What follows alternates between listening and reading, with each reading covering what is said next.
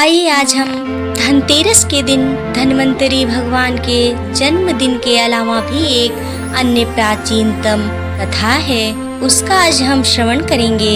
एक समय भगवान विष्णु मृत्यु लोक में विचरण करने के लिए आ रहे थे। तब माता लक्ष्मी जी ने उनसे साथ चलने का आग्रह किया। तब विष्णु जी ने कहा कि यदि मैं जो बात कहूँ तुम अगर वैसा ही मानो तो फिर चलो। तब लक्ष्मी जी उनकी बात मान गई और भगवान विष्णु के साथ भूमंडल पर आ गई। कुछ देर बाद एक जगह पर पहुंचकर भगवान विष्णु ने लक्ष्मी जी से कहा कि जब तक मैं ना आऊं तुम यहाँ ठहरो, मैं दक्षिण दिशा की ओर जा रहा हूँ, तुम उधर मत आना।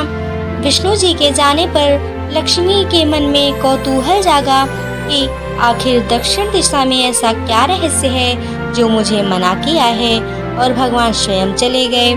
लक्ष्मी जी से रहा ना गया और जैसे ही भगवान आगे बढ़े लक्ष्मी भी पीछे पीछे चल पड़ी। कुछ ही आगे जाने पर उन्हें सरसों का एक खेत दिखाई दिया जिसमें खूब फूल लगे थे।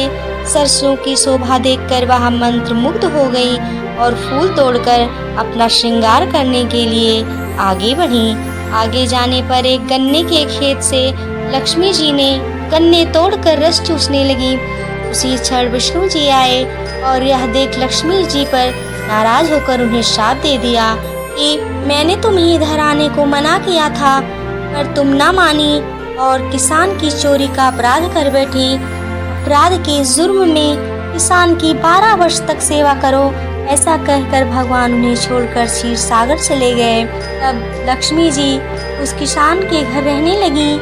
एक दिन लक्ष्मी जी ने उस किसान की पत्नी से कहा कि तुम स्नान कर पहले मेरी बनाई गई इस देवी लक्ष्मी का पूजन करो, फिर रसोई बनाना, अब तुम जो मांगोगी मिलेगा। किसान की पत्नी ने ऐसा ही किया।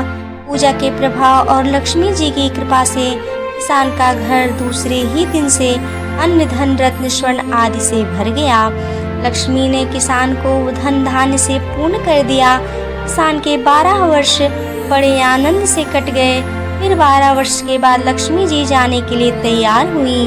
विष्णु जी लक्ष्मी जी को लेने आए तो किसान ने उन्हें भेजने से इनकार कर दिया। तब भगवान ने किसान से कहा कि इन्हें कौन जाने देता है, यह तो चंचला हैं, कहीं नहीं ठहरती, इनको बड़े बड़े नहीं रोक सके। इनको मेरा श्राप था, इसलिए 12 वर्ष से तुम्हारी सेवा कर रही थी। तुम्हारी 12 वर्ष की सेवा का समय पूरा हो चुका है। किसान हठपूर्वक बोला कि नहीं, अब मैं लक्ष्मी जी को नहीं जाने दूंगा। तब लक्ष्मी जी ने कहा कि हे किसान, तुम मुझे रोकना चाहते हो तो जो मैं कहूँ वैसा करो।